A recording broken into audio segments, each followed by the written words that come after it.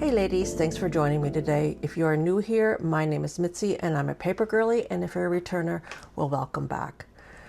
Okay, gals, so we did it. We got to the end of the first week. We got to the end of the first week of the Girlfriend's Guide to Journaling.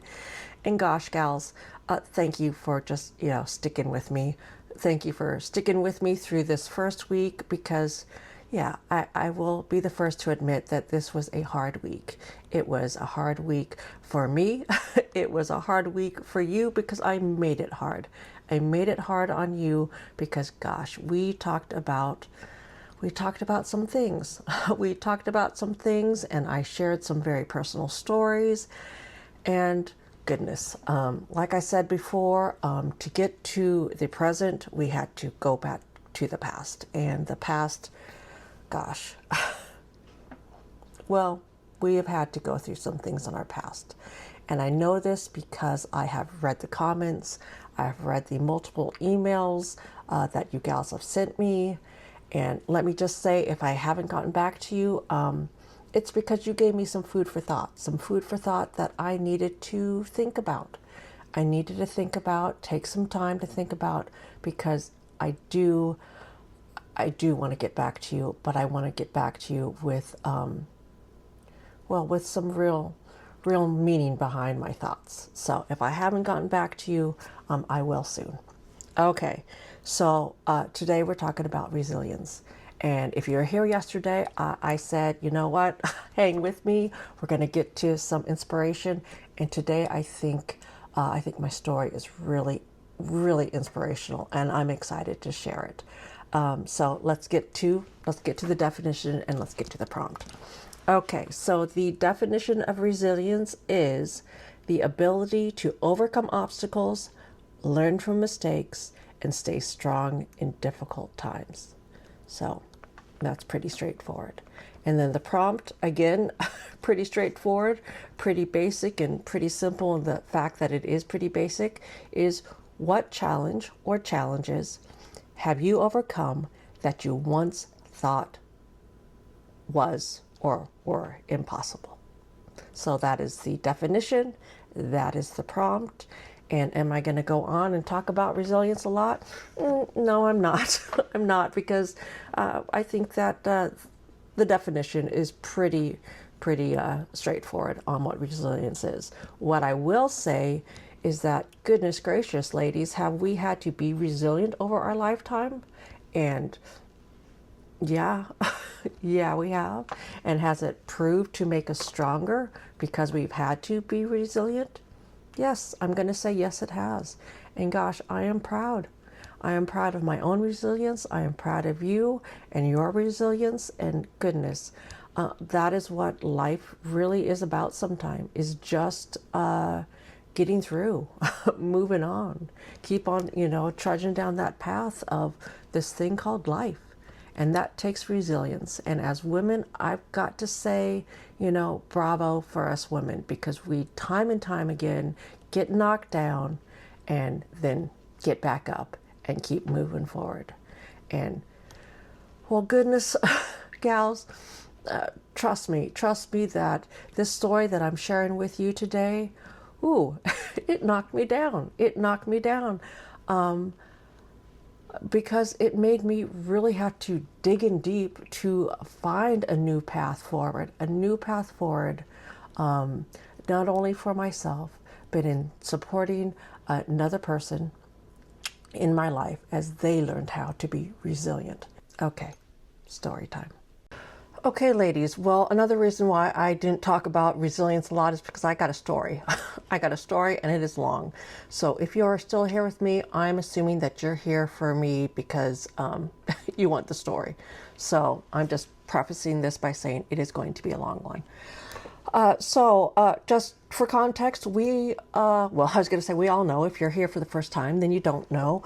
But if you have been here with me since the beginning of this week, then you know that I am an adoptee. You know that I am an adoptee, and that for me, one of my main goals in life was that I would be one day a mother. And so, I am a mother. And so this is a story about the resilience of being a mother. If you are a mother, then you know that we have to be resilient sometimes.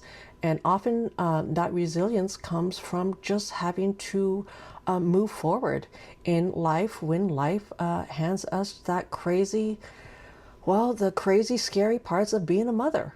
And so that is what my story is about today. And it is a story about me and motherhood, and in particular, my daughter Molly. My daughter Molly, who, well, Molly came into my life and she was a huge part of healing me, of healing that part of me that was just so desperate, that desperate for connection, that connection that we talked about earlier this week that I've always had a hard time dealing with. And it helped heal that part of identity for me, because in having Molly, I was finally able to look into the eyes of somebody and see a reflection of myself. So Molly has played a huge part of my life, girls.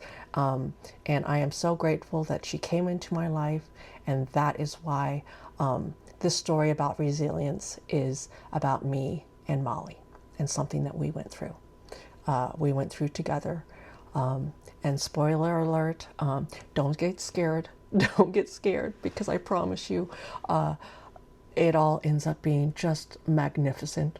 Magnificent. And oh my gosh, it's a good one.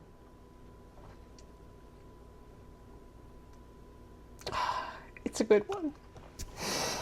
Okay, so Molly was born in 2000, and she came into my life and just brought so much joy to my life. And goodness, we spent our first year in Montana. She was born in Montana. You've heard me talk about living in Montana, and she is my little Montana baby. And oh, she is so much like me. And if you have daughters, then you know that that can be just the biggest blessing. And ooh, that can be hard sometimes. That can be hard sometimes, because we all know that as women, we can sometimes be a lot. And I tell you, Molly can sometimes be a lot, just like me. She is stubborn like me. She is inquisitive like me. She is sensitive like me. She is all the things. She is my little mini me. She is my little moo-moo, as I called her from a child. And sometimes people, look at me and think, why are you calling your daughter Moo? Well, that's because it's just a nickname that I came up with her when she was a child. Anyway, Molly was born in Montana, and we spent the first 2 years, just me and her, hanging out, enjoying life, getting to know each other, and gosh, just loving on each other. And then I moved to the Midwest. Where eventually I met Natalie, one of my besties. And goodness, over there, that is where this little hiccup, this little lesson of resilience occurred. So in the summer of 2003, it was me, it was Molly, and I also had Chris. Chris was around 6 months old at this point. And I was just, in doing what I do, having the kids in the living room, watching a little Blue's Clues or whatever on the TV while I was making dinner. I had put Chris inside of his little car seat, one of those little lay-down car seats, just, for him to have somewhere to lay down. He wasn't sitting up yet. And then Molly was in there with Chris. And goodness, for context, I was maybe 15 feet away. I lived in a little condo at that point. So I was, starting to make dinner, making whatever. I don't know. I can't remember if it was actually something good or if it was just mac and cheese and and chicken nuggets. I don't know. Anyway, I was in the kitchen and I was cooking, and they were watching TV. And suddenly I heard some banging. Going around. And at first I thought that Molly was just jumping off the couch, onto the ground. And I thought, well, Molly, come on. Let's not do that. So I was like, Molly, quit jumping on the couch. Quit jumping off the couch. You're going to jump onto Chris. Chris was laying in his car seat on the ground, and he wasn't buckled in. He was just laying in it. So I was envisioning Molly coming down on the car seat and, kind of catapulting Chris out of the car seat, just banana business like that. But I kept hearing it. I kept hearing this banging in the living room, to where, I turned around, and out of, I was only 15 feet away, so I could see what was going on. I just had to turn around. And, Molly was, laying on the ground. And I thought, well, Molly, what are you doing? What are you doing? Yeah, I yelled over there, could have quit doing it, but you're being a little bit dramatic. You're being a little bit dramatic. But, we're dramatic sometimes. But then I thought, why isn't she getting up? Why isn't she getting up and being her usual dramatic self of like, Mom, you yelled at me. Well, she didn't get up because something was wrong. And she wasn't banging around before because she was goofing around. She was falling down because something was wrong. Well, as soon as I realized that something was wrong, what did I do? Well, I grabbed Molly, I grabbed Chris's car seat, I threw him in the car, and I headed off to urgent care. And why I didn't go down to the ER, I'll never know. I'll never know. Probably because urgent care was closer. So I ran down to urgent care with them. And when I got out of the car, I grabbed Molly out, and at this point, I wasn't really thinking. Obviously, it was a little bit chaotic. And I grabbed her out, I put her on the ground, and she started sliding to the ground. And so I had to kind of hold her up with my hip against the car as I was trying to get Chris out of the car. And that is when I realized, holy shit, what is going on here? What is going on here? So I grabbed Chris, I grabbed Molly up, from my hip, and we, run into urgent care. And I go up to the counter and I try to explain to the gal what is going on here. And thankfully, it did not take long for a doctor to come in and see us. It was almost immediate because, I'm not a doctor, so I did not realize what was occurring. And because I'm not a doctor, I did not realize to what extent this had to be dealt with the quickest way possible. Because ladies, what had happened to Molly and what was occurring in real time in the moment is that Molly had had a stroke. She had had a stroke, and she was continuing to go down the path of the consequences of having a stroke, with the possibilities of having more in the moment strokes as we were there at the urgent care. So take that in, breathe, breathe. Remember what I said in the beginning. It turns out to be magnificent. It turns out to be inspiring. So anyway, they immediately rush us down to the ER. And thankfully, the ambulance drivers realized that this is not something that they could take this little girl away from her mother, that this little girl needed to be with her mother. So they put me and Chris, and at this point Chris is still just flopping around in his car seat because under the circumstances I was not in the frame of mind to realize that Chris was just flopping around in his car seat. So they sent us down to the ER, and we were met by about 20 different people in the parking lot. They whisked us in, and that is where we got the actual diagnosis. Because yes, they did think that was what was happening at urgent care. However, they did not tell me there at the urgent care because they wanted this whole team of doctors to see Molly and to make sure that yes, indeed, that is what had occurred. So we're there, and ironically, it's crazy thinking back to it because I can visually in my head see us all in this room. However,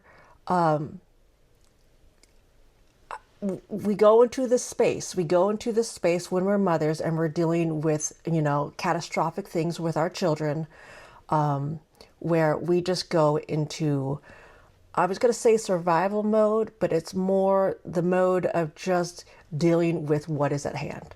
We can compartmentalize our emotions outside of what is actually happening in the moment. Because through this all, ladies, I cried or teared up, was on the verge of going into that real deep, ugly cry at the beginning of this. But through this all, I am, my mind is spinning, but outwardly, I am cool as a cucumber because I am just focused on what is occurring in the moment and making sure that I am there, being strong for my daughter, being strong, and really just, if I'm honest, probably not wanting to just, freak out in front of these people. And also, I wasn't comprehending what was going on. I was just trying to deal with making sure that what they said needed to be done was being done. And that was getting us down to the ER, getting us into the room at the ER, and then just sitting there with my daughter, holding her hand as this, a group of amazing doctors and nurses and what are we going to call them? What do you call them? Support staff were there trying to figure out what was going on with Molly. Yes, in the meantime, I had reached out, called my husband at the time at work, so he was on his way down. But at this moment in the room, it was me, it was Molly, it was this team of doctors and support staff, and then Chris, still laying in his car seat, just, bouncing around there. So my husband arrived, and then they gave us the diagnosis. In the interim of all this, they had given her medications. They'd given her medications to try to stop the strokes, to then thin out her blood in order for the side effects of what happens with strokes to possibly not, continue up the chain of what happens there. So all this was going on at once. My husband at the time arrived. They told him what was going on. He immediately, and this is just facts, I'm not trying to throw anyone under the bus, but he immediately just fell apart. And in the moment, then that was another person that I had to take care of. So here I am, a mom with her two children, this man, on the floor beside himself, and me still just doing what I had to do, being resilient in the moment. So, long story short, Molly ended up being in ICU for about 2 weeks, and then in the hospital for about another month after that. Molly, like if you know anything about strokes, all of her faculties were taken away from her. She had to relearn how to talk. She had to relearn how to walk. She had to relearn how to function as a human being again. But oh my goodness, gals, talk about resilient. The most amazing thing that makes it so different from having a stroke when you're young versus having a stroke, and how that can really play out really, very extremely when you're older, because when you think about strokes, you think of it happening to older people. It does happen to younger people. Pediatric strokes does happen, and they're learning more and more about it. And Molly is actually in a study that will go through her lifetime to learn more about it, because it is something that they have just discovered in the last, Molly is now 26 years old, so in the last, I want to say 30 years, that this is occurring in young children. And it usually occurs in young children in the first 3 to 4 years of life. And that is what happened to Molly. Molly had just turned 3 at the time. So anyway, so she had to start from new. It was like she was a newborn again, and had to basically relearn how to just function as a human being. in this new situation of some deficits. And so that's why I'm talking about resilience today, because ladies, oh my goodness,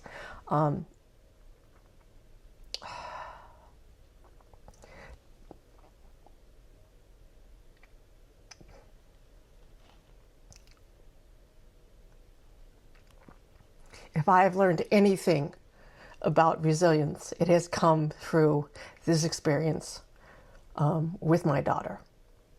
And not necessarily my resilience through it, but watching her resilience through it.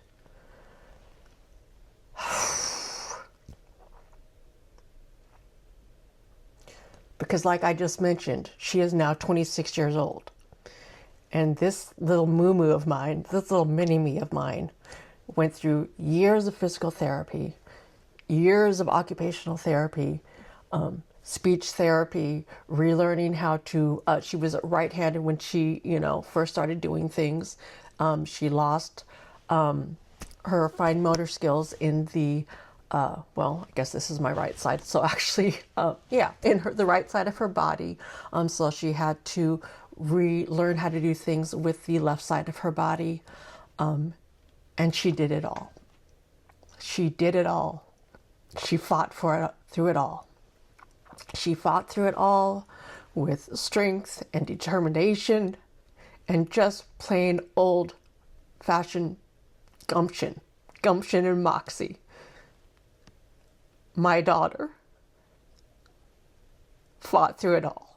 And ladies, she is just an inspiration. She is an inspiration to me to fight the fight, to work through the hard stuff, because goodness, nobody has worked harder than Molly. No one has worked harder than Molly. This girl went on to graduate from high school, to go on to college. And if that isn't going to inspire you as a mother, then what is going to inspire you as a mother? To say, I'm going to get up every day. I'm going to get up every day, and no matter what comes my way, I'm going to figure out a way to move forward. So that is why I've come here and shared this story with you, to help inspire you to say, you know what? I'm going to get up every day. I'm going to get up every single day, and I'm going to figure out a way for me to move forward into the light, to move forward into joy with positivity and real intention of how I live my life. Okay, ladies, it has been just the most amazing week, and goodness, we're going to have some fun this weekend. We're going to do a live stream tomorrow, just, getting together and doing a little, well, I'm going to catch up on my junk journal. And maybe if I get FOMO, because I know some other gals are going to be on there doing the artist trading cards, I might do some of that as well. So that is what's going to happen tomorrow. And then on Sunday, on Sunday is actually Mother's Day. And I didn't realize before that it is Mother's Day, probably because Molly is gone this week. She's in Chicago this week, doing her thing, living her life. And because that's Mother's Day, I had previously planned on having Andrea here from Journals for Breakfast. But we're going to push that back. We're going to push that back because we want you to go out and be celebrated as mothers if you're a mom. And we want you to not get FOMO by wanting to be with us. We want you to just go and have a great day on Sunday. But we are hopefully going to possibly put out a video talking about watercolors, talking about journaling, and putting that out for you to come home and watch later in the evening. However, if that doesn't come about, then, I have something else, up my sleeve to be able to put there. So there will be something dropping on Sunday. We're just not quite sure what's going to be there. And then on Monday, on Monday, we're going to forge ahead. And we made it through the past, girls. We made it through the past. So we are actually going to be moving to the present. And so we're going to start on Monday with just our bodies in menopause. We're going to start with that because goodness, I think a lot of us are dealing with that right now. And so do I have some thoughts on it? Yeah, of course I do. So we will be back on Monday. Who's we? Me. I will be back on Monday with a new journal prompt and a new little yippity yap like I'm doing here. And if you have the opportunity to come over on the weekend and join us for some of the fun stuff, then please come and join us there.